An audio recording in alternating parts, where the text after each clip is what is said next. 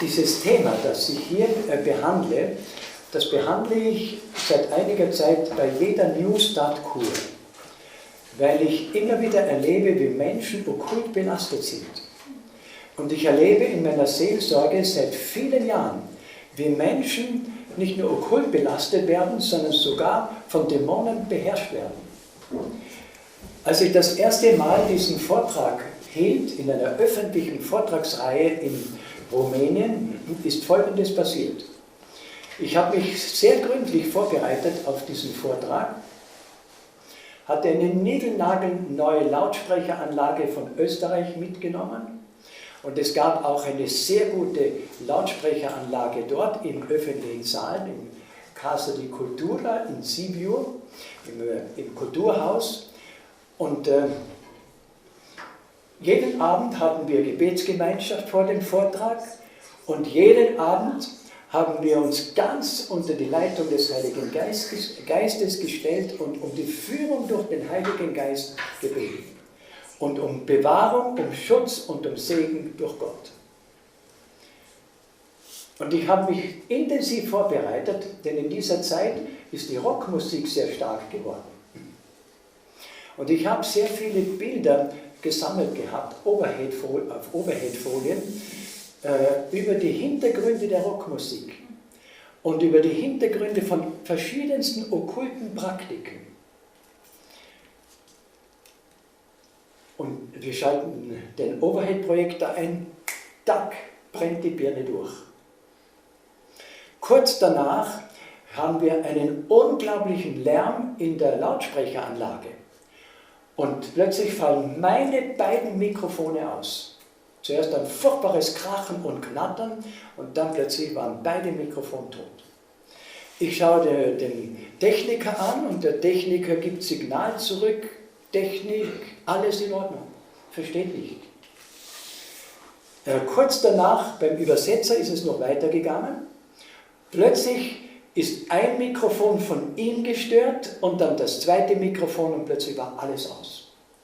Die ganze Saalanlage tot. Bis zum Ende des Vortrags und dann war wieder alles normal.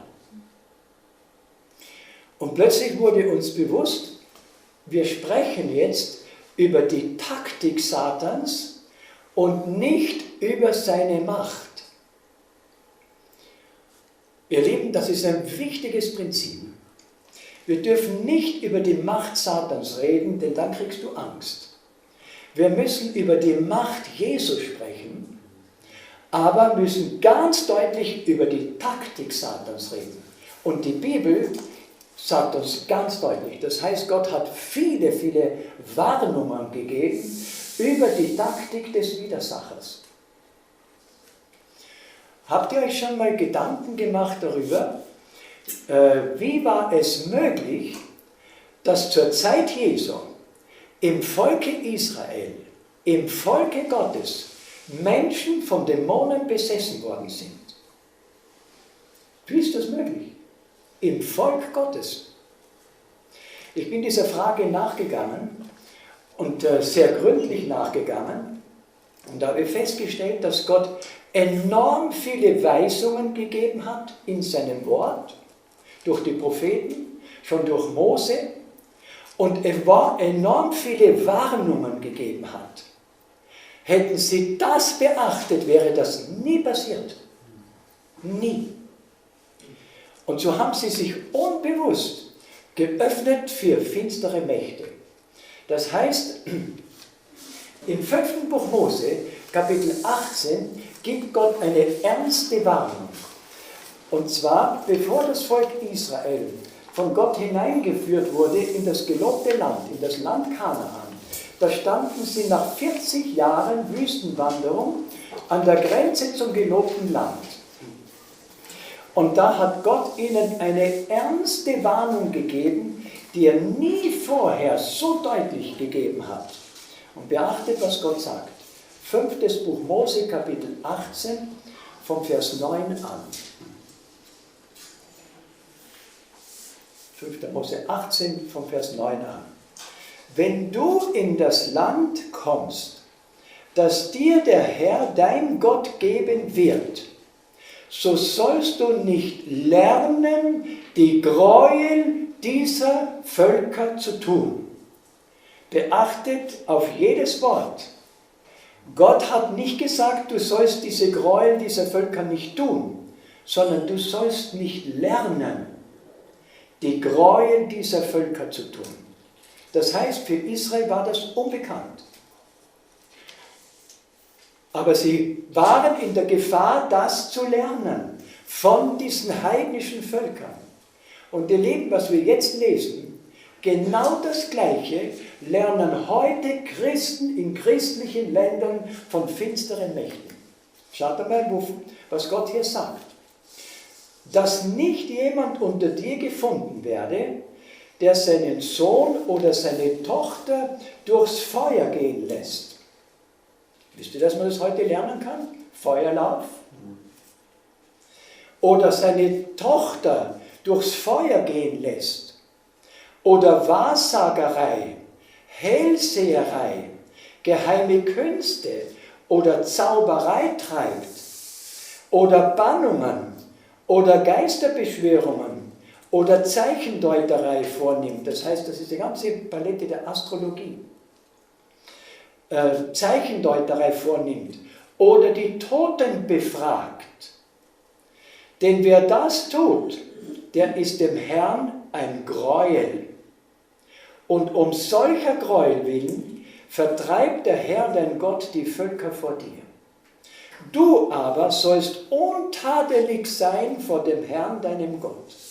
Denn diese Völker, deren Land du einnehmen wirst, hören auf Zeichendeuter, das heißt Astrologen, und Wahrsager. Dir aber hat der Herr, dein Gott, so etwas verwehrt. Wie nennt Gott hier Wahrsagerei, Hellseherei, geheime Künste, Zauberei, Bannungen, Geisterbeschwörung, Zeichendeuterei, Totenbefragung? Wie nennt er das? Gräuel. Gräuelsünden. Und jetzt kommen wir zu einem ganz wichtigen Punkt. Satan kann Menschen nicht einfach in Besitz nehmen.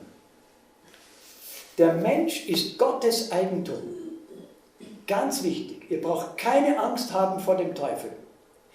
Jeder Mensch gehört Gott. Aber der Mensch kann sich öffnen für finstere Mächte. Und da geht es um sogenannte Einfallstore. Und über die möchte ich jetzt ganz kurz sprechen.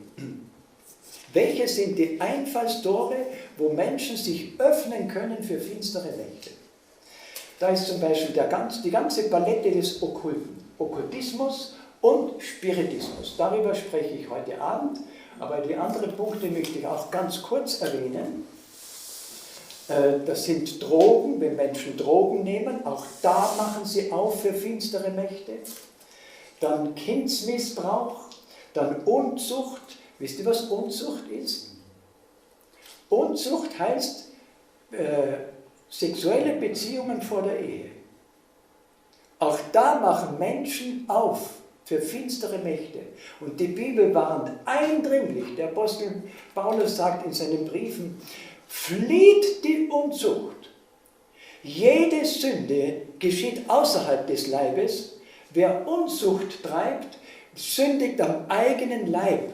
Und dann sagt er, wisst ihr nicht, dass euer Leib ein Tempel des Heiligen Geistes ist, welchen ihr habt von Gott und seid nicht euer selbst. Da drinnen will der Heilige Geist wohnen und der Teufel will auch hinein. Also, dann ein weiterer Bereich, Vergewaltigung oder Blutschande. Das heißt, wenn Bruder und Schwester miteinander schlafen oder Tochter, Vater und Sohn und Tochter oder Mutter und Sohn oder homosexuelle und lesbische Praktiken. Ihr Lieben, es ist eine Tragödie, was sich heute hier abspielt.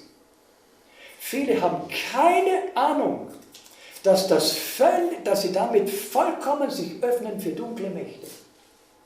Ich habe zweimal erlebt, einmal, dass ein Homosexueller besessen war und durch ein ernstes Gebet, das ungefähr 20 Minuten gedauert hat, ist der Dämon ausgefahren aus ihm und sein Leben war neu. Ich habe zweimal erlebt, dass Jesus durch ein ernstes Befreiungsgebet Homosexuelle befreit hat. Die homosexuelle Sexualität ist vollkommen gegen die Schöpfungsordnung. Und Jesus ist gekommen, um die Schöpfungsordnung vollkommen wiederherzustellen. Und deshalb haben wir das Thema gehabt, wo Jesus sagt, in Johannes Kapitel 3, sagt er zum Nikodemus, es sei denn, dass jemand von Neuem geboren werde, sonst kann er nicht ins Reich Gottes kommen. Und in dieser Neugeburt, da macht Jesus alles neu. Und das ist das große Geheimnis. Und das ist das große Werk, das unser Erlöser tun kann bei jedem, der das als Sünde erkennt und frei werden will. Und eine ganz normale Ehe führen kann oder führen will. Gott zwingt niemanden die Befreiung auf. Aber jeder, der frei werden will und das erkennt, die Bibel spricht sehr klar darüber, dass es Verirrung ist, wenn Mann mit Mann schlafen. Und schon im Alten Testament, wisst ihr, was die große Sünde von Sodom und Gomorra war? Homosexualität. Gott hat auch gewarnt vor Menschen, die mit Tieren sexuelle Beziehungen haben. Und so machen sie auf für finstere Mächte. So kriegt Satan Zugang zum Leben von solchen Menschen. Und die größte Tragödie ist, dass es heute geistliche Führer gibt, Pfarrer, die Homosexuelle trauen. Unfassbar. Ich frage mich manchmal, haben die noch nie gelesen, wovor Gott warnt und wie Gott das beurteilt? Wohlgemerkt, kein Homosexueller darf verurteilt werden oder gar bekämpft werden oder verworfen werden. Das ist genauso wie jeder Mensch. Wir sind alle Sünder. Wir haben alle unsere sündigen Neigungen. Daher brauchen wir alle Erlösung durch Jesus. Alle. Alle brauchen eine Bekehrung und Wiedergeburt. Alle.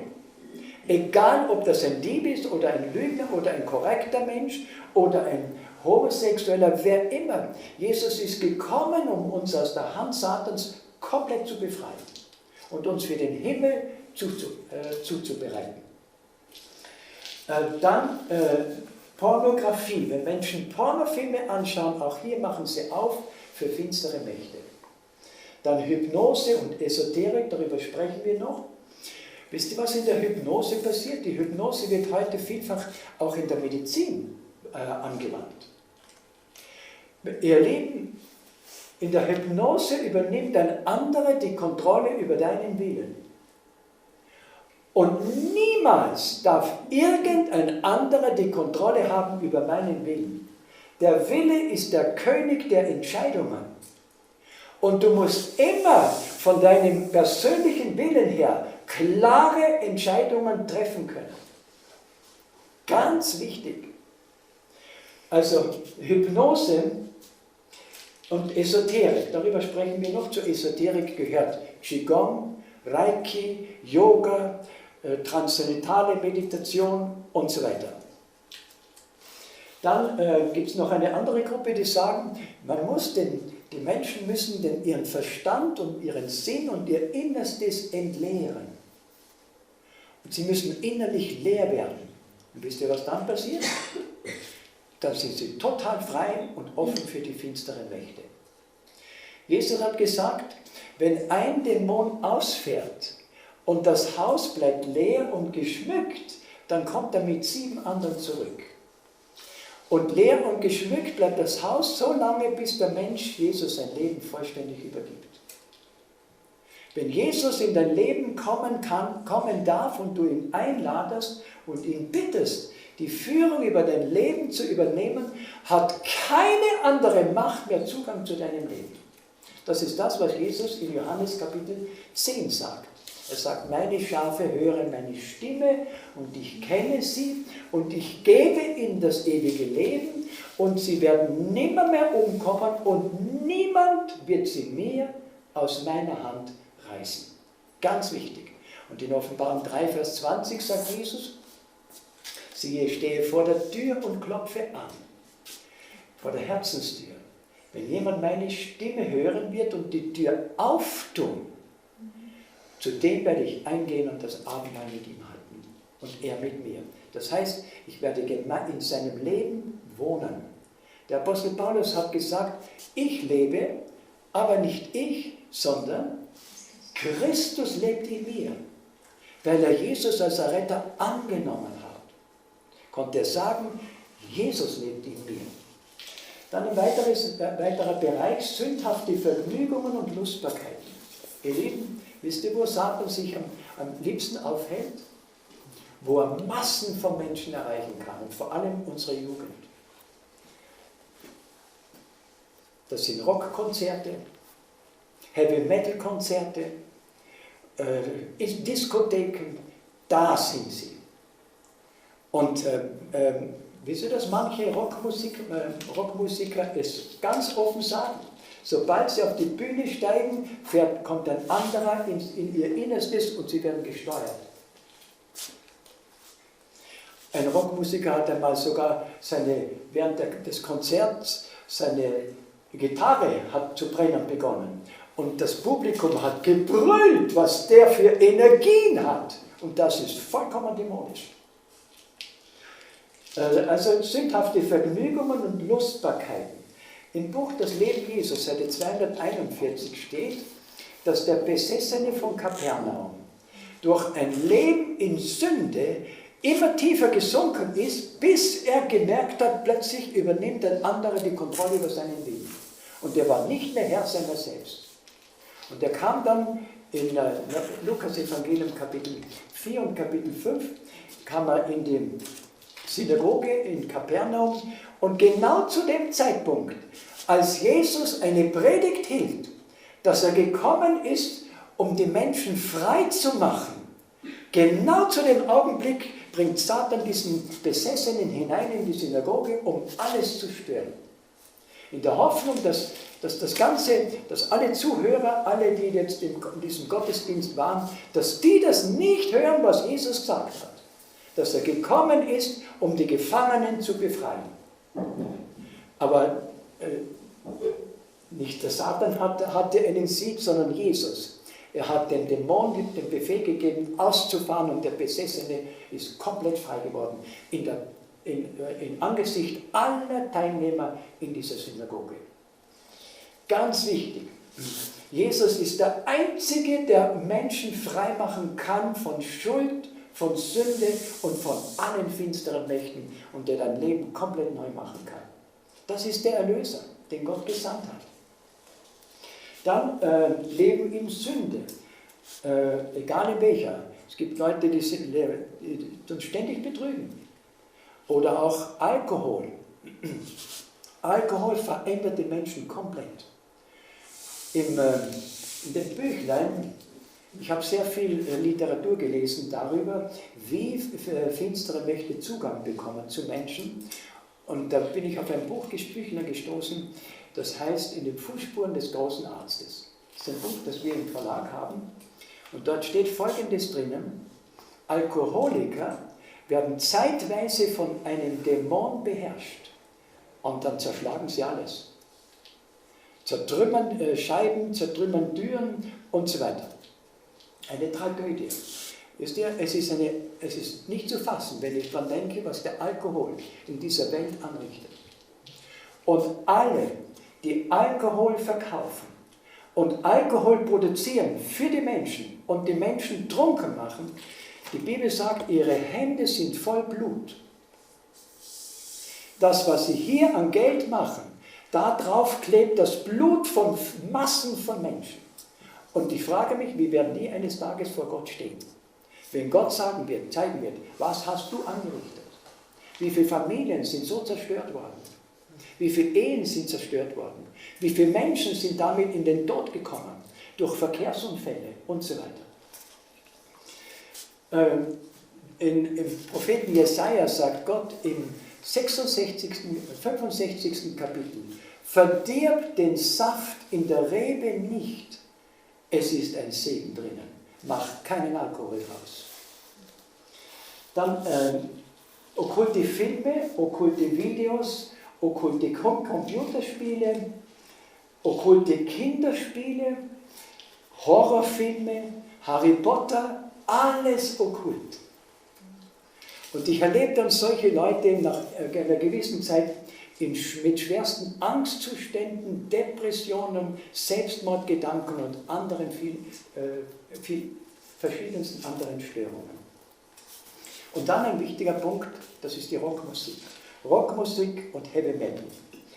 Als wir in Afrika noch waren, im Missionsfeld, bin ich eines Tages gerufen worden.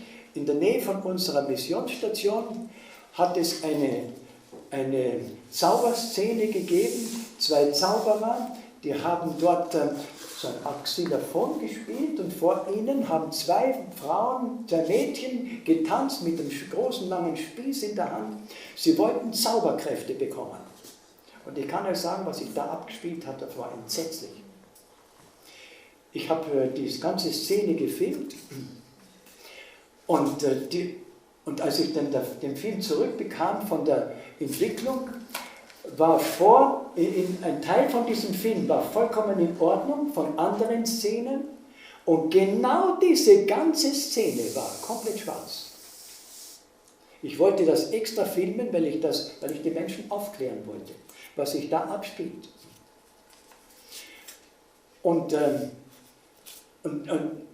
diese Musik, die da getrommelt worden ist auf diesem Xylophon, ging mir durch Mark und Bein. Ich habe solch eine Musik und solch ein Trommeln nie vorher gehört. Als wir zurückgekommen sind nach Europa 1974, einige Jahre später, plötzlich höre ich das genau in der Rockmusik. Genau das. Und da war für mich klar, da hatte ich noch kein Buch gelesen über die Hintergründe der Rockmusik, aber da war es für mich klar, hier ist Satan am Werk. Aber über den Weg der Musik erreicht er die Massen von Menschen. Gehen wir zum nächsten Punkt. Was gehört jetzt zum Okkultismus? Das Wort okkult heißt geheim, verborgen. Da gehört die Wahrsagerei, die Zauberei und die Totenbefragung, der Spiritismus. Und der Spiritismus ist dann die schlimmste, die gefährlichste Form, wo Menschen direkt Kontakt aufnehmen mit Verstorbenen. Und jeder, der Kontakt mit Verstorbenen aufnimmt, nimmt damit Kontakt auf mit Dämonen. Entweder mit Satan selbst oder mit Dämonen. Denn die Bibel sagt, die Toten wissen nichts. Sie sind wirklich tot. Und daher warnt Gott eindringlich, hier im 5. Buch Mose, du sollst nicht die Toten befragen. Wer das tut, ist dem Herrn ein Gräuel. Gehen wir weiter. Zum Bereich der Romantik gehört die Astrologie. Und jetzt gehe ich mit euch verschiedene Bereiche durch. Ich möchte das nicht zu detailliert erklären, weil der Satan nicht verglorifiziert werden soll mit allem, was er so anbietet. Aber wenn ihr noch Fragen habt, wir können dann nachher noch sprechen. Gebt jetzt ganz bewusst alle diese Punkte mit und wenn irgendetwas davon in eurem Leben passiert ist, dann braucht ihr die Befreiung durch Jesus. Ich bin gern bereit, mit euch, wenn ihr das erkennt, mit euch niederzuknien und Jesus zu bitten, dass er den Bann aller finsteren Mächte in eurem Leben komplett durchbrechen möge.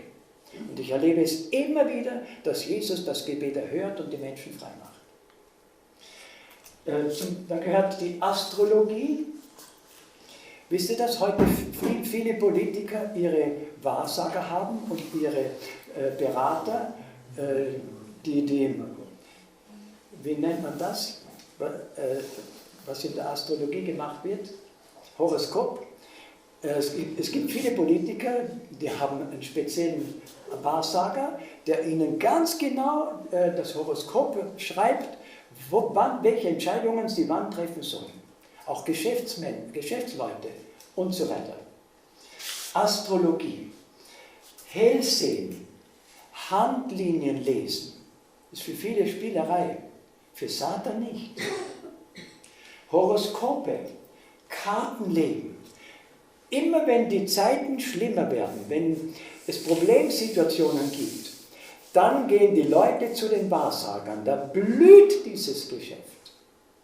Weil sie wissen wollen, was bringt die Zukunft, wie soll ich mich entscheiden oder welche Pläne soll ich legen und so weiter. Auch wenn sie heiraten wollen. Dann das Pendeln und Wünschelrouten gehen. Ich habe einen gläubigen Christen kennengelernt aus Deutschland. Als er Christ geworden ist, bevor er Christ geworden ist, hat er die Erdstrahlen und Wasseradern in seinem Haus mit Pendel und Wünschelrute gemessen. Alles konnte er registrieren und so weiter.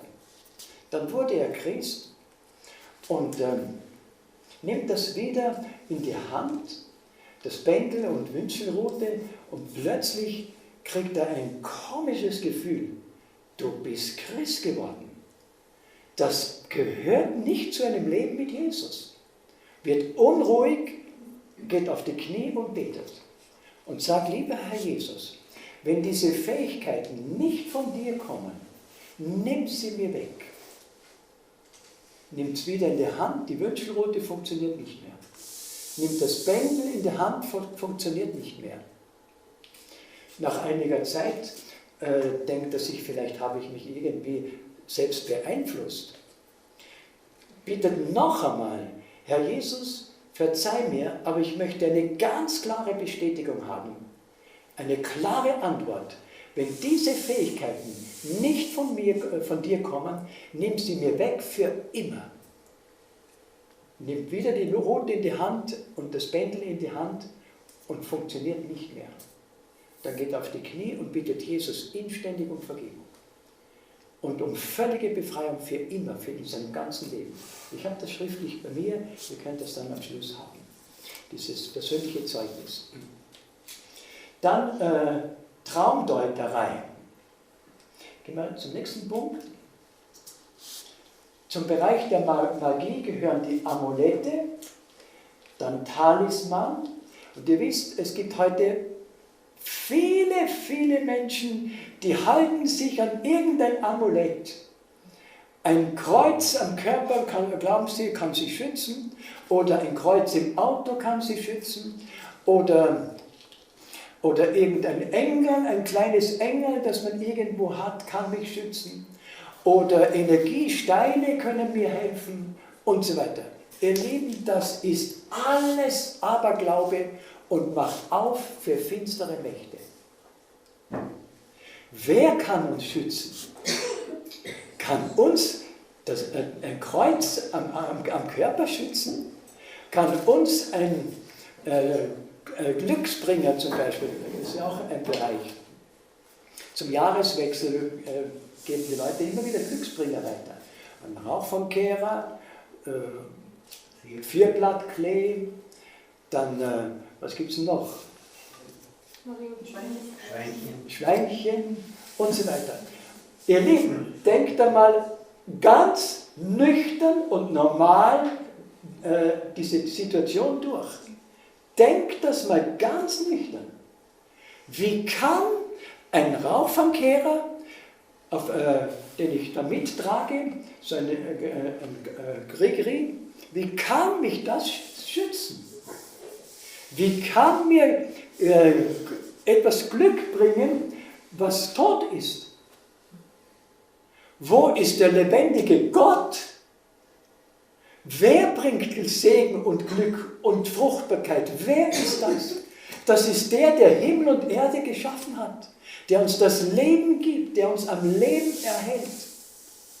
Es ist unglaublich, wie viele Christen völlig im Aberglauben stecken und total sich geöffnet haben für dunkle Mächte, für okkulte Dinge. Ich möchte niemanden verurteilen, es ist einfach Unkenntnis. Unwissenheit. Und deshalb habe ich mir vorgenommen, ich werde dieses Thema überall halten, dass die Menschen aufgeklärt werden und dass sie eine klare Entscheidung treffen können. Ob sie das aufgeben oder nicht, das ist dann ihre Entscheidung, aber sie sind zu wahren dann. Der Apostel Paulus hat seinem jungen Mitarbeiter den Auftrag gegeben und hat gesagt, predige das Wort, halte an, es sei zur Zeit oder zur Unzeit. Überall, und wenn wir die Propheten lesen im Alten Testament, die immer wieder gesagt haben, so spricht der Herr, immer wieder, und sind verworfen worden, gesteinigt worden, zerhackt worden. Jeremia ist in eine Grube geworfen worden, weil er den Königen die Wahrheit gesagt hat, die Botschaft, die Gott ihm gegeben hat. Ihr Lieben, wir haben als Diener des Evangeliums, als Diener Gottes, den Auftrag von Gott, die reine biblische Wahrheit zu verkündigen und klar zu sagen, was Gott in seinem Wort sagt. Und deshalb möchte ich euch alle ermutigen, bitte lest die Bibel. Lest das Wort Gottes. Das ist heiliges Wort Gottes, das Gott bewacht hat durch all die Jahrtausende hindurch. Und die Bibel ist unverfälscht erhalten geblieben, obwohl es Bibelverbrennungen gegeben hat. Im Mittelalter war die Bibel auf dem Index verboten für Menschen zu lesen. Eine Katastrophe. Das heißt, Satan hat immer versucht, die Bibel zu beseitigen, das Wort Gottes zu beseitigen. Und dann konnte er die Menschen steuern, wie er wollte. Und daher ist es so wichtig, die Leute immer und immer wieder ermutigen. Das, was heute jetzt sich abspielt, die ganzen Katastrophen und kriegerischen Auseinandersetzungen, hat Jesus prophezeit in Matthäus Kapitel 24, dass es kommen wird, bevor er wiederkommt. Das kündigt an, dass Jesus bald wiederkommen wird und dass wir uns bereit machen sollen für die Begegnung mit ihm. Dann ein weiterer Bereich, das sind Kettenbriefe, Himmelsbriefe.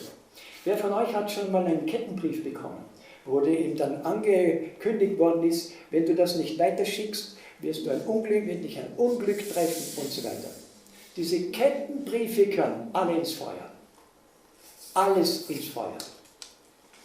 Lasst euch nicht Angst machen mit solchen Sachen. Jetzt geht es auch übers Internet. Kriege ich auch manchmal. Sofort löschen für immer. Dann Yoga, habe ich schon erwähnt. Ihr wisst, dass Yoga fängt an mit Atemübungen, mit Gymnastikübungen und dann plötzlich ist irgendwo der Übergang ins Okkulte. Und wo dieser Übergang ist, das ist sehr schwer. Sehr schwer. Ich habe vor etlichen Jahren hatte ich eine Vortragsreihe in einem anderen Bundesland, ich möchte den Namen nicht nennen, und zwar über seelisches Gleichgewicht. Und da kam ein Yogalehrer in den Vortrag. Eines Tages ruft mich seine Frau an und sagt, Herr Krakolinik, ist es möglich, dass ich mich mit Ihnen privat treffen kann? Ich muss mit Ihnen reden. Okay, haben einen Termin ausgemacht, wir haben uns getroffen und dann sagt sie, ich muss Ihnen sagen, mein Mann ist Yogalehrer und zu Hause wie ein Teufel. Und je länger er das Yoga praktiziert und lehrt, umso schlimmer wird es. Und dann erzählt sie es mir. Eine Tragödie. Dann weiße Magie und schwarze Magie. Was ist schwarze Magie und was ist weiße Magie? Mit schwarzer Magie können Menschen den Stall von Leuten verzaubern, dass die Kühe keine Milch mehr geben. Oder sie können mit weißer Magie wieder alles entzaubern. Aber wichtig ist, es ist alles Magie. Es ist alles dämonisch. Ich habe auch hier in Österreich einen Mann erlebt, der eines Tages schwerste Depressionen bekommen hat. Und man hatte keine Erklärung. Medizinisch, körperlich war alles in Ordnung. Und dann sind wir der Frage nachgegangen ob er ein Eheproblem hat oder in der Arbeitsstelle Probleme hat und so weiter. Na, er hat eine super Arbeitsstelle, ist überglücklich, sehr guten Lohn abgesichert und so weiter. Da sind wir alle verschiedenen Bereiche durchgegangen, lag in irgendwelche Schuld, wo er mit Menschen einen Konflikt hatte und nie bereut hat und sich nicht versöhnt hat und so weiter. Alles in Ordnung. Dann sage ich, haben Sie sich mal mit okkulten Dingen beschäftigt? Nein, glaube ich nicht daran und will nichts davon wissen. Dann habe ich einfach so aufgezählt, oder haben Sie vielleicht okkulte Bücher in Ihrem Haus? 6., 7. Buch Mose. Ja, sagte, das habe ich. Aber das ist ja ein biblisches Buch. Nein, das ist ein okkultes Buch, da lernen die Menschen schwarze Magie und weiße Magie. Er hat das erkannt, hat mich gebeten, das zu verbrennen, so wie es in der Apostelgeschichte Kapitel 19 steht, verbrennen. Und ich habe das verbrannt und von dem wir sind niedergekniet, haben Jesus gebeten, dass er den Bann der finsteren Mächte in seinem Leben durchbricht und ein Heilungsprozess hat begonnen. Und er wurde vollkommen wiederhergestellt. Dann magisches Besprechen, magisches Warzen entfernen, magisches Gesundbeten, Schutzbriefe und Zauberbücher. Ja, noch etwas, Heilmagnetismus. Das ist sehr weit verbreitet. Da gehen Menschen zu Heilmagnetiseuren, von denen sie glauben, sie haben besondere Energien, die Gott ihnen gegeben hat. Und dann legen sie ihre Hand auf das kranke Organ eines Menschen. Magen oder Darm oder Leber oder was immer oder Herz. Und dann wird es ganz warm und ziemlich heiß. Und dann sagen sie so, jetzt gehen die heilenden Energien auf das kranke Organ.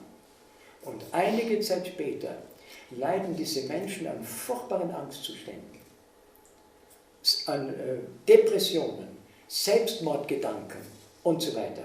Sie haben sich geöffnet für den Bereich von dunklen Mächten. Die Frage ist immer, woher kommen diese Fähigkeiten? Kommen sie von Gott oder kommen sie von der Gegenseite? Und ich kann euch sagen, Satan macht nichts gratis. Er bietet dir an, ich sage dir die ganze Zukunft. Aber mit einem über die Wahrsager und über das Kartenlegen. Ich sage dir alles. Aber der Preis ist deine Seele. Der Preis kann den ewigen Tod bedeuten. Genauso auch bei allen anderen Bereichen. Er hat nur ein Ziel. Die Bibel nennt ihn Diabolos, das heißt der Durcheinanderwerfer. Jesus nennt ihn Vater der Lüge und Mörder von Anfang an. So nennt ihn Jesus. Und der Apostel Petrus sagt, er geht umher wie ein brüllender Löwe und sucht, wen er verschlingen. Aber wohlgemerkt, wir brauchen keine Angst haben, wenn wir unser Leben ganz im Gebet Gott anvertrauen. Und wenn wir Jesus bitten, dass er die Führung über alle meine Lebensbereiche hat. Wir werden nie getäuscht, wenn wir die Bibel kennen und sofort erkennen können, hoppla, das kommt von der anderen Seite. Wer immer die Bibel kennt, ich kann euch sagen, durch all die Jahrzehnte hindurch, ich bin jetzt seit 50 Jahren im Predigtdienst tätig, ich habe hunderte Bibeltexte im Kopf, von Anfang bis zum Schluss. Und immer wenn ich etwas anderes lese, okkulte Bücher, manchmal kommen die Leute und sagen, schauen Sie mal meine Bücher an, ist da was Gefährliches dabei? Ein paar Blicke durch die Bücher durch, ein paar Aussagen, dann merke ich sofort, okkult oder nicht. Wenn du das Wort Gottes kennst, wirst du so sensibel, weil dich der Heilige Geist leitet. Und Jesus hat gesagt, der Heilige Geist wird euch in alle Wahrheit leiten. Und das ist unser Schutz. Dann zum nächsten Punkt. Und die schlimmste Form ist der Spiritismus. Das ist das Tischelrücken, Gläserrücken, Medium, Trance-Reden, Totenerscheinungen. Und jetzt möchte ich euch ein paar Erfahrungen erzählen.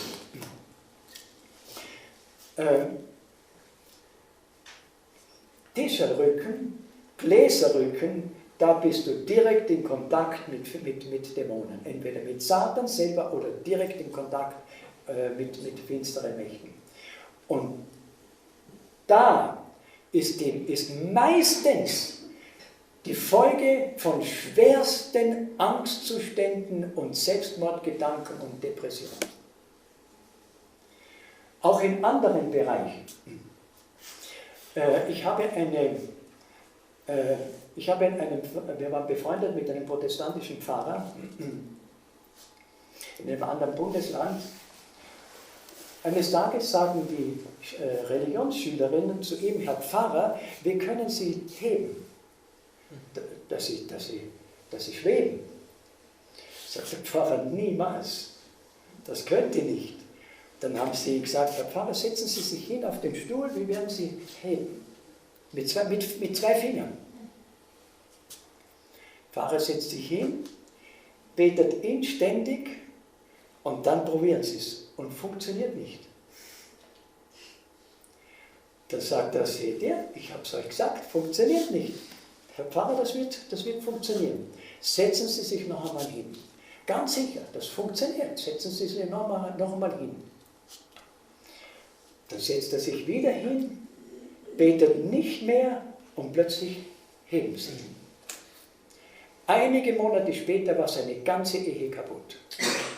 Das ist der Preis. Er völlig verändert. Die Frau hat mich dann angerufen und gesagt: Ich kenne meinen Mann nicht mehr. Was ist mit meinem Mann passiert? Sich geöffnet für finstere Mächte. Das ist eine andere Erfahrung. Da war ich hier zu einem Seminar.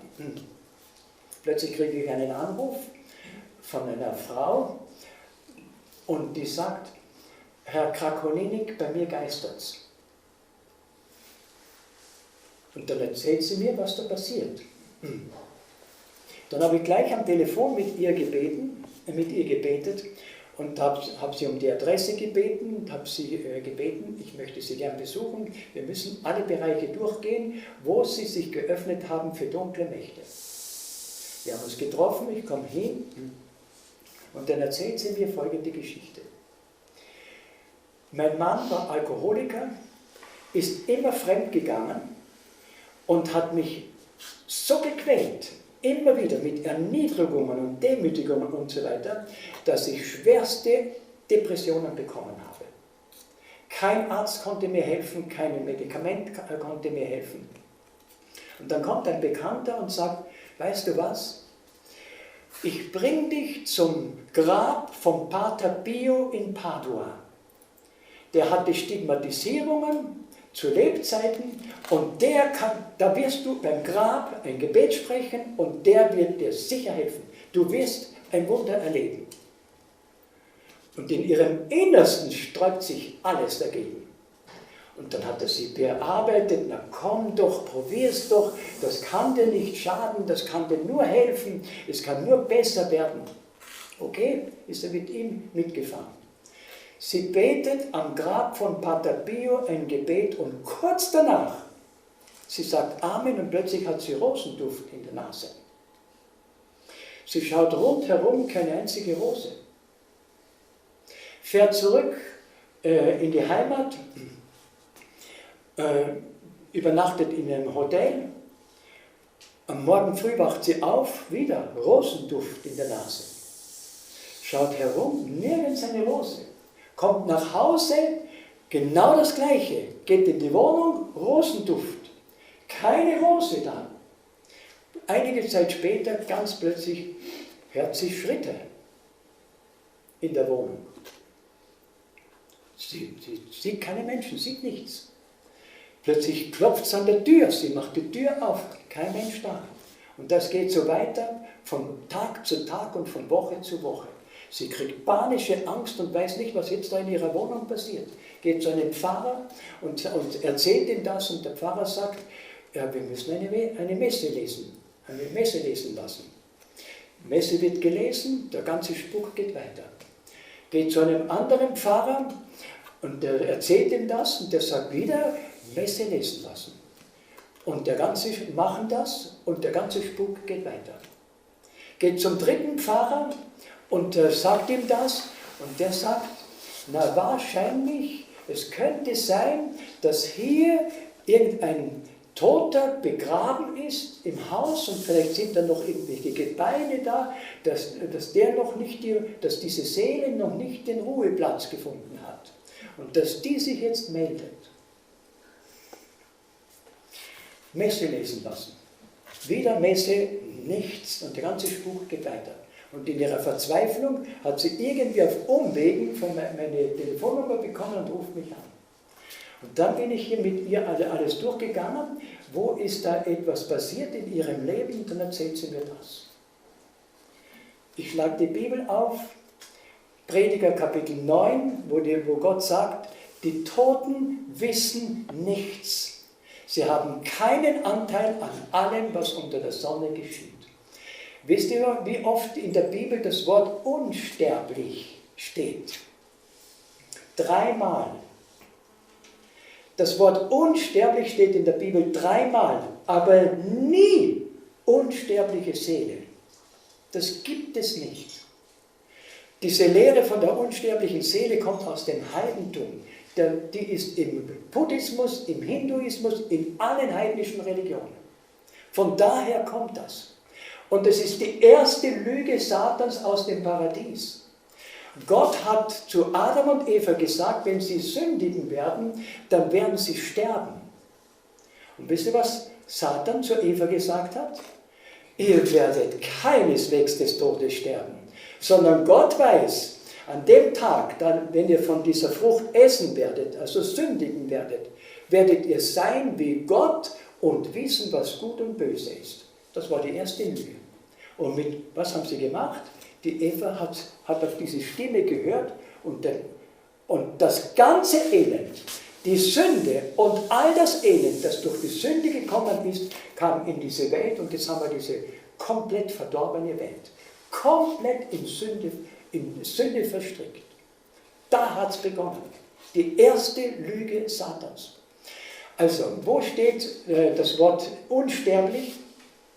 Im Timotheusbrief sagt der Apostel Paulus, Gott, der allein Unsterblichkeit hat und wohnt in einem Licht, da niemand hinzukommen kann. Gott, der allein Unsterblichkeit hat. Kein Mensch. Wir sind alle sterblich und sterblich heißt komplett tot. Und das zweite Mal steht es in 1. Korinther Kapitel 15, dort steht, das ist die Rede von der Auferstehung. Da schreibt der Apostel Paulus, wenn Jesus wiederkommen wird, dann wird er alle, die im Glauben an ihn gestorben sind, auferwecken und sie werden aus den Gräbern kommen unsterblich. Da bekommen wir Unsterblichkeit. Und dann sagt er, und die Gläubigen, die dann noch am Leben sein werden, werden in einem Augenblick zur Unsterblichkeit verwandelt werden. Sonst findet ihr nirgends das Wort unsterblich. Wenn Jesus wiederkommt, merkt ihr, wie wichtig das ist, die Bibel genau zu kennen, die Bibel genau zu lesen? Eine andere Begebenheit, da hatte ich eine Evangelisation in Tschechien vor einigen Jahren. Da kommt eine junge Dame zu mir und sagt, ich brauche Ihre Hilfe.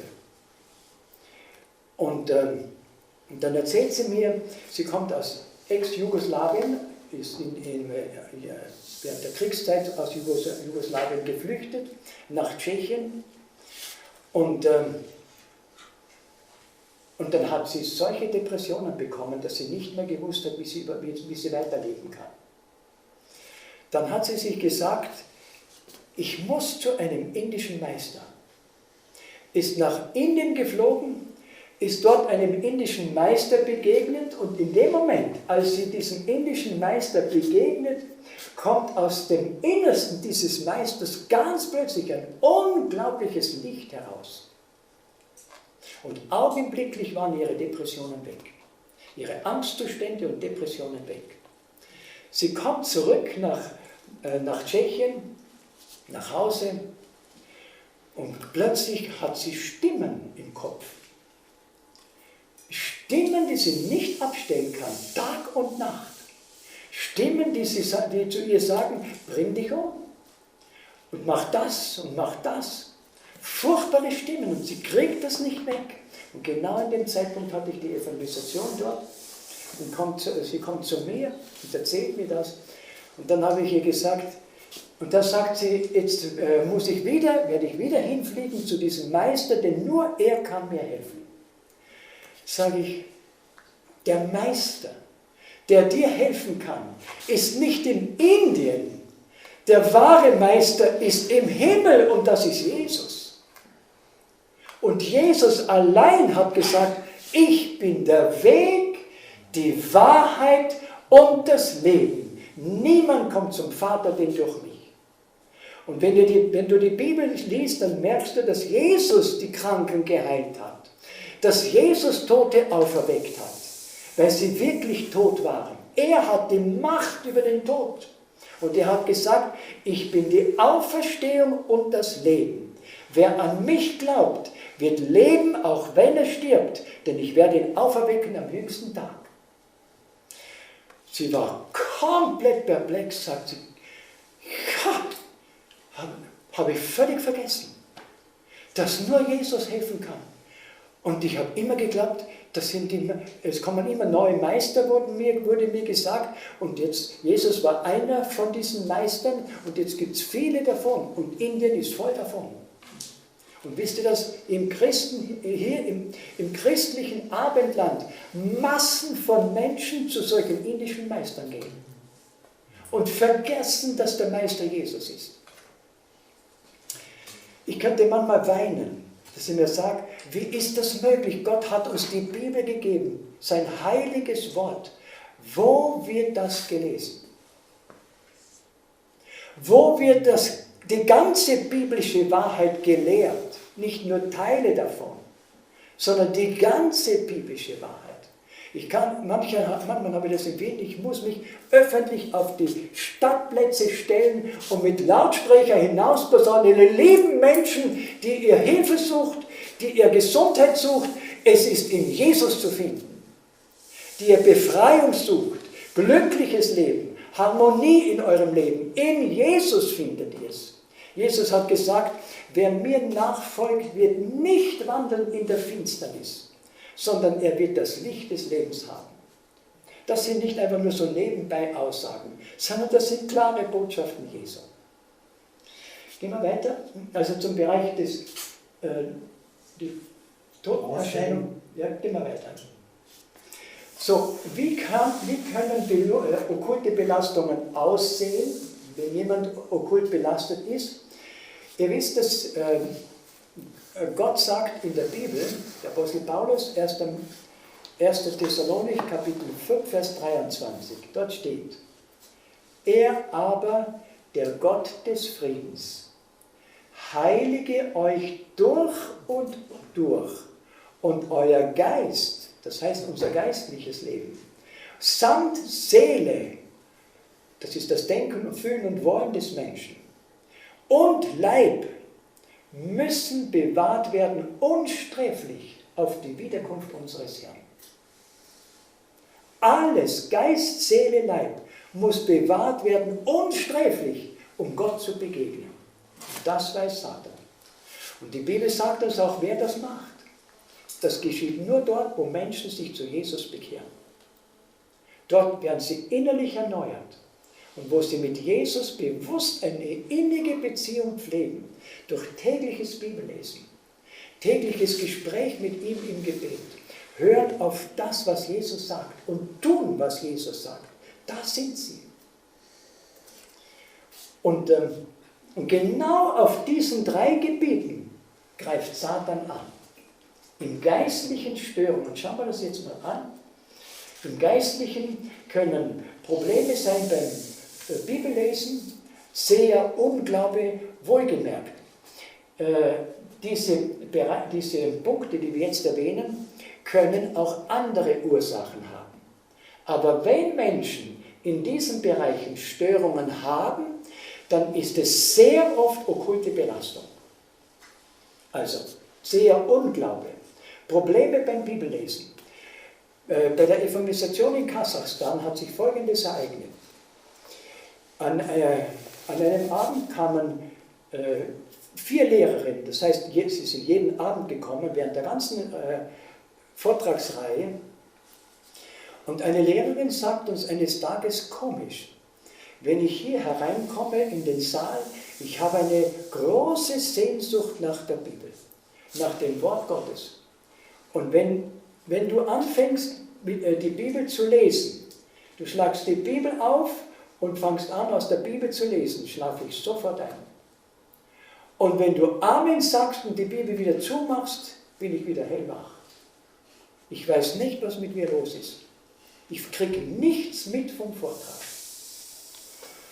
Dann habe ich sie gefragt, ist da irgendwas passiert in deinem Leben, okkulte Sachen?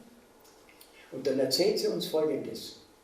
Wir haben sie dann besucht zu Hause, und den anderen ist es ähnlich gegangen. 4 Lehrerinnen, und dann haben sie uns Folgendes erzählt. Sie waren bei einem charismatischen Gottesdienst in Alma-Ata. Da sind über 2000 Menschen anwesend gewesen. Und der Prediger dort hat gesagt, dass sie alle mit dem Heiligen Geist erfüllt werden. Und dann hat er gepredigt, machtvoll.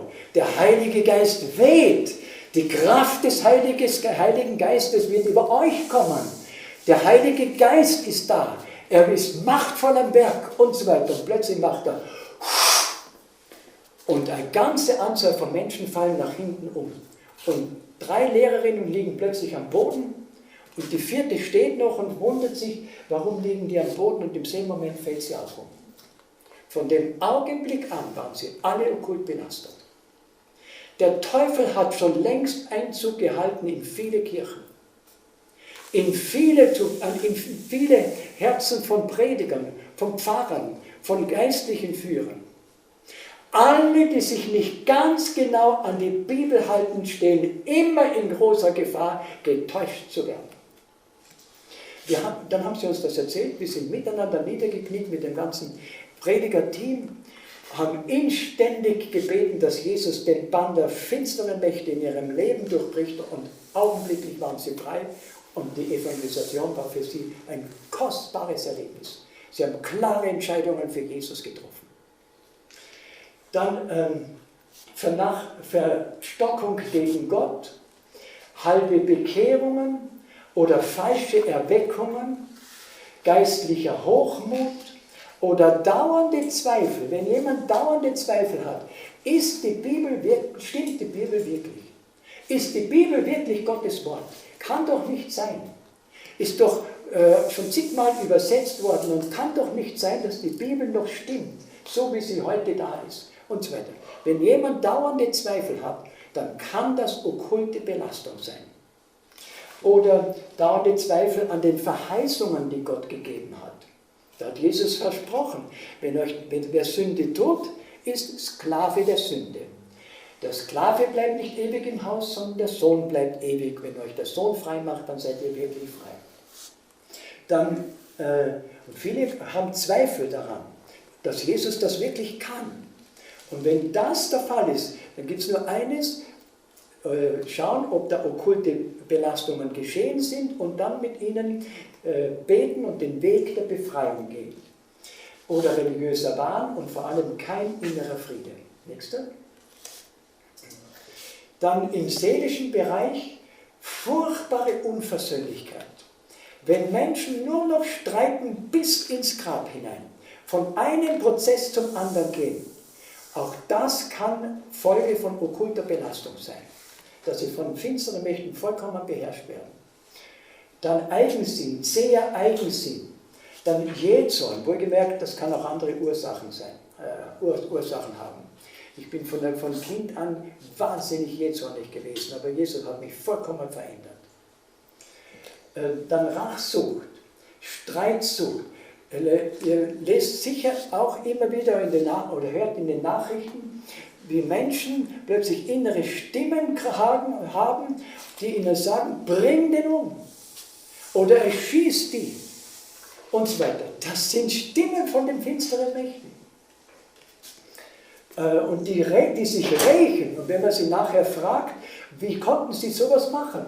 Ja, ich bin getrieben worden. Ich habe eine Stimme gehabt, ich soll das tun. Dann Geiz, furchtbarer Geiz, sie sitzen auf allem, geben nichts her. Kleptomanie, das kann natürlich auch andere Ursachen haben. Kleptomanie, die müssen ständig etwas stehen, etwas mitnehmen. Dann Scheidungsgedanken, Angstzustände, Depressionen, Verfolgungswahn, Trunk- und Nikotinsucht, Mondsucht, Wahnsinn, Fluchgeist, innere Stimmen und schließlich Drang zum Selbstmord. Und dann im körperlichen Bereich können schwere Nervenstörungen kommen, Herzbeklemmung kann kommen, epileptische Anfälle. Wir haben ein Beispiel in Markus Kapitel 9, Vers 18, ein Kind, von Kind an epileptische Anfälle. Und Jesus fragt den Vater, seit wann hat das Kind das? Und der Vater sagt, von klein an, von Kind an. Das heißt, es gibt zwei Möglichkeiten. Entweder waren die Eltern mit dem Kind bei irgendeinem Wahrsager schon damals, oder aber von den Vorfahren, dass die Vorfahren schon sich mit okkulten Dingen eingelassen haben. Dann gehen diese Belastungen weiter von Kind zu Kindeskind und brauchen Befreiung. Und dort, wo diese Befreiung stattfindet, diese Lebensübergabe an Jesus, von dem Augenblick an sind alle Kinder, die nachher geboren werden, nicht mehr belastet. Oder Ohnmachtsanfälle, Stottern, Sprachlosigkeit, Triebentartung, Missgeburten und Brutalität. Und jetzt kommt der wichtigste Punkt. Noch etwas. Im Haus können Spukerscheinungen passieren. Ich könnte euch stundenlang Erfahrungen erzählen, die mir die Leute erzählt haben. Ganz schlimm. In Wales, in unserer Nachbarschaft, bin ich eines Abends gerufen worden von einer Bedienerin. Da ist eine Frau gestorben in der Wohnung und plötzlich geht der Rollladen rauf. Das Bett hebt sich und senkt sich. Und sie kriegt panische Angst und rennt hinaus, was ist denn los hier? Und läuft zu meiner Frau und bittet, dass ich komme. Und da hat sich Folgendes gezeigt. Die ganze Familie waren Spiritisten. Ich habe mich dann hineingestellt in diese Wohnung und einfach gebetet und habe gesagt, Herr Jesus, durchbrich den Bann aller finsteren Mächte hier in diesem Haus und reinige dieses Haus von allen finsteren Mächten. Augenblicklich war Ruhe. Einige Monate später stirbt der Mann. Genau das Gleiche wieder. Dann hat sie in ihrer Verzweiflung einfach geschrien, weil sie noch in Erinnerung hatte mein Gebet. Herr Jesus, hilf! Herr Jesus, hilf! Und plötzlich war Ruhe. Also, oder Gestalten erscheinen. Oder Klopfgeräusche. Oder aber, das waren jetzt die negativen Seiten, oder aber, wo Satan die Menschen quält, oder er macht sie zu seinen Mitarbeitern, gibt ihnen Fähigkeiten zum Pendeln, Fähigkeiten mit der Wünschelrute zu gehen, ohne dass sie es merken, dass das von ihm kommt. Oder sie bekommen Fähigkeiten als Medium oder als Guru oder als indischer Meister oder was immer. Oder falsche Propheten. Die Bibel ist voll von Warnungen vor solchen Leuten. Dann der Weg der Befreiung durch Jesus. Punkt Nummer 1. Wenn irgendetwas von dem, was wir jetzt betrachtet haben, bei dir passiert ist, geh auf die Knie und bitte Gott, dass er dich erleuchtet durch den Heiligen Geist und dich an alles erinnert, wo du dich geöffnet hast für finstere Mächte. Ich habe Leute erlebt, die haben von Anfang an gesagt, habe ich mich nie damit beschäftigt. Und doch litten sie sehr unter schwersten Angstzuständen und Depressionen. Wir sind alle ihre Lebensbereiche durchgegangen, sie waren versöhnt mit Menschen und so weiter. Alles in Ordnung, dann habe ich gefragt, dann gibt es nur noch eines, kann es sein, dass du dich mit okkulten Dingen eingelassen hast? Nein, habe ich nie gemacht und so weiter. Dann habe ich gesagt, tu mal beten. Das war eine Glaubensschwester aus unserer Gemeinde. Tu mal beten. Und wir haben inständig gebetet, dass Gott sie erinnert, wo etwas passiert ist in ihrem Leben. Und dass Gott ihr zeigt, sie soll alles aufschreiben, und das hat sie dann gemacht. Sie hat dann weiter gebetet und nach ungefähr 10 Tagen bin ich wieder hingekommen, hatte sie eine ganze Liste von okkulten Sachen, von denen sie keine Ahnung hatte. Manchmal sind es okkulte Bücher, die im Hause sind, und die Leute haben keine Ahnung, dass sie hier finstere Mächte herinnen haben. Und wenn sie das lesen und praktizieren, dann kann alles Mögliche passieren. Also die Befreiung geschieht durch Jesus. Punkt Nummer 1. Gehen wir weiter. Bekenne jede Sünde einzeln. Denn wenn du nicht Inventur machst, kann es passieren, dass Jesus dich frei macht, aber du gehst wieder hinein in irgendeinen dieser Bereiche, von denen du geglaubt hast, die sind in Ordnung. Und daher ist es wichtig, Inventur zu machen. Also bekenne alle Sünden einzeln und bitte Jesus um Vergebung. Und in diesen Bereichen, da hat Jesus seinen Dienern Vollmacht gegeben. Ihr wisst, dass Jesus, als er die Jünger ausgesandt hat, hat er gesagt, geht hin, macht Kranke gesund und treibt Dämonen aus und predigt das Evangelium. Und in solchen Fällen ist es wichtig, einen erfahrenen Seelsorger zu Rate zu bitten, um Hilfe zu bitten, der helfen kann, dass du alles erkennen kannst und alles auch zu Jesus bringen kannst. Gemeinsam im Gebet. Dann bitte Jesus, den Bann der finsteren Mächte vollständig zu durchbrechen. Egal, wann diese okkulte Belastung passiert ist. Manchmal sagen mir Leute, aber das liegt ja schon 20 Jahre zurück, dass ich beim Tischerrücken dabei war. Ganz egal, wie lange das zurückliegt, du bist gebunden. Du brauchst Befreiung. Nächster Punkt. Oder auch die Belastung von den Vorfahren her. Wenn die Eltern sich mit okkulten Dingen beschäftigt haben, dann gehen diese Belastungen weiter über die Kinder über. Und da ist es wichtig, Jesus zu bitten, Herr Jesus, durchbrich auch den Bann der finsteren Mächte von den Vorfahren her. Ich möchte vollständig frei sein. Nächster Punkt. Und dann kommt der wichtigste Punkt. Dein Leben im Gebet vollständig Jesus übergeben. Indem du einfach sagst, Herr Jesus, ich danke dir, dass du mich frei gemacht hast. Und jetzt möchte ich dich von ganzem Herzen bitten, komm in mein Leben und übernimm die volle Kontrolle über alle meine Lebensbereiche. Und mach du mich so, wie du mich haben möchtest. Dass ich nie mehr, dass finstere Mächte keinen Zugang mehr haben zu meinem Leben. Ich möchte dir gehören für alle Ewigkeit. Und dann geschieht das große Wunder. Ein total neues Leben mit Jesus. Und brechen mit all diesen okkulten Dingen. Und ich möchte euch bitten, wenn ihr die Bibel zur Hand habt, schlagt auf Apostelgeschichte Kapitel 19. Apostelgeschichte Kapitel 19, da kommt der Apostel Paulus nach Ephesus und erlebt in Ephesus eine unglaublich viele finstere Mächte und Finsternis bei den Ephesern. Und wenn ihr das ganze Kapitel lest, das ist unglaublich, was sich dort abgespielt hat. Die Epheser haben die Himmelskönigin, eine Muttergottheit gehabt, das war die Göttin Diana der Epheser. Die Göttin Diana der Epheser. Es ist interessant, immer wenn das Volk Israel von Gott abgefallen ist, haben sie plötzlich eine Muttergottheit, eine Mutter zu einer Gottheit gemacht.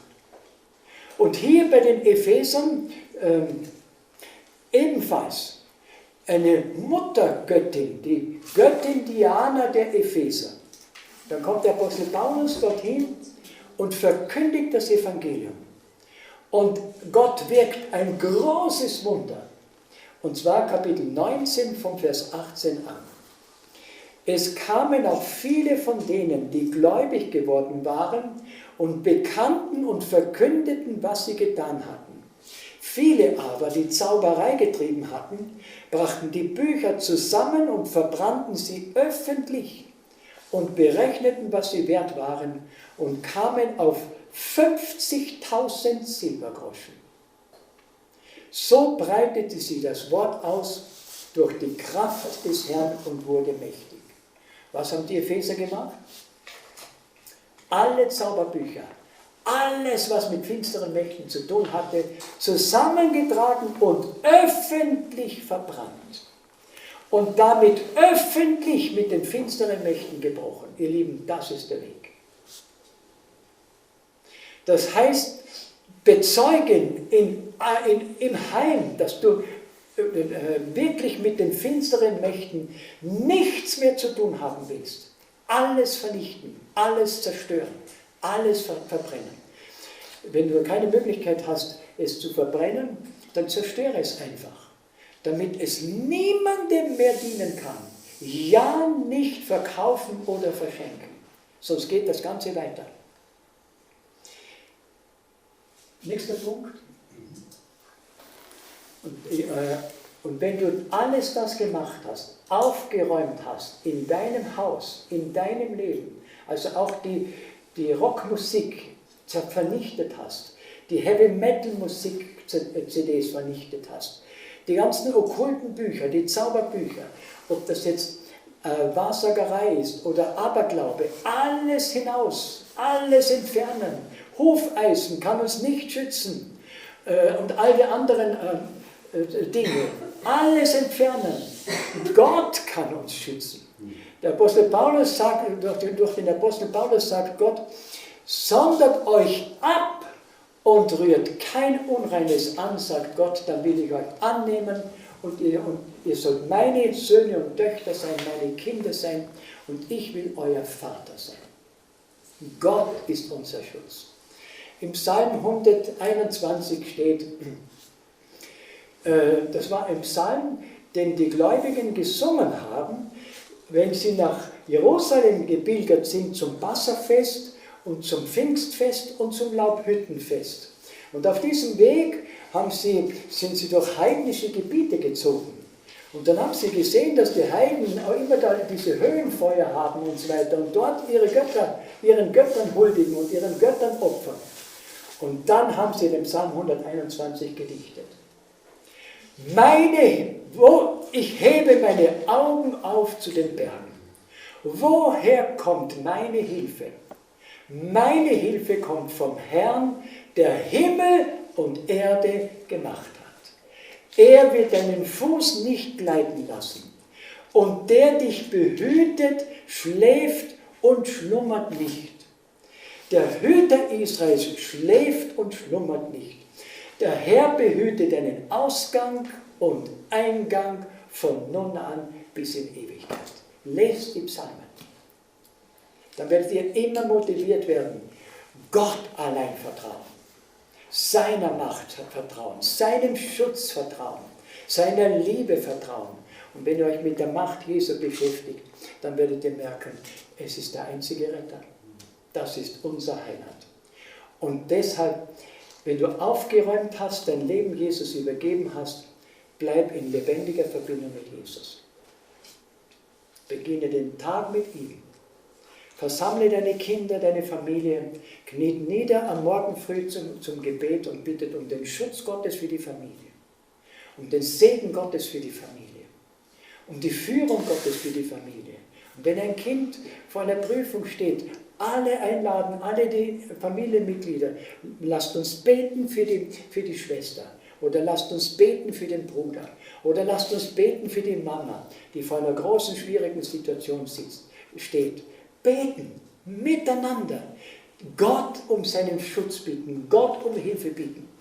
Im Propheten Malachi steht, Am Ende wird ein klarer Unterschied sein zwischen denen, die Gott dienen und denen, die ihm nicht dienen. Die nur vom Munde her Gott dienen. Aber das Herz ist ganz woanders. Und ihr Lieben, ich möchte euch ganz herzlich einladen, aus ganzem Herzen. Wenn du dein Leben noch nie Jesus vollständig übergeben hast, mach es jetzt. Sag einfach, Herr Jesus, ich habe erkannt, was es bedeutet, mit dir zu leben. Und in wie vielen Gefahren wir uns befinden, wenn du nicht die Herrschaft über mein Leben hast. Und wo immer ich mich auf okkultes Gebiet begeben habe, Herr Jesus, vergib mir und durchbrich den Bann aller finsteren Mächte. Offenbare mir alles und befreie mich von der Macht der finsteren Mächte und komme in mein Leben und mache mein ganzes Leben neu. Halte mich fest an deiner Hand und lass mich nicht mehr los. Ich wünsche euch das von ganzem Herzen. Amen. Amen. Darf ich bitten, dass wir noch zum Gebet aufstehen?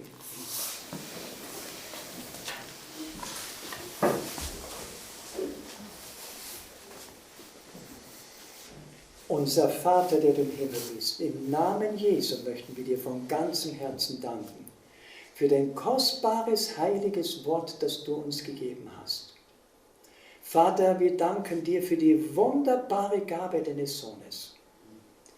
Und Vater, wir haben ganz klar erkannt, welche Angebote der Widersacher hat und wo wir von diesen Angeboten etwas angenommen haben, dann möchten wir dich von Herzen bitten, vergib uns. Und zeig uns alles auf, wo wir uns geöffnet haben für dunkle Mächte, dass wir alles entfernen können und dass du, Herr Jesus, uns auch vollständig frei machen kannst. Und wo irgendjemand gebunden ist, Herr Jesus, dann möchten wir dich jetzt von ganzem Herzen bitten. Durchbrich den Bann aller finsteren Mächte in unserem Leben, im Leben unserer Familie, unserer Kinder, unserer Verwandten. Aber vor allen Dingen möchten wir dann auch unser Herz und unser Leben dir, Herr Jesus, übergeben. Wir möchten dich bitten, Herr Jesus, übernimm die Führung und Kontrolle über unser Heim, über unsere Kinder, über unsere Familien, über unsere Ehen, über uns alle, die wir dich von ganzem Herzen lieben. Und wir möchten dir von ganzem Herzen danken für das, was du in unserem Leben schon getan hast und für das, was du noch tun wirst. Wir bitten dich um Rettung für uns alle, aber auch für alle unsere Lieben, dass niemand verloren geht. Und wir danken dir im Namen Jesu dafür. Amen. Amen.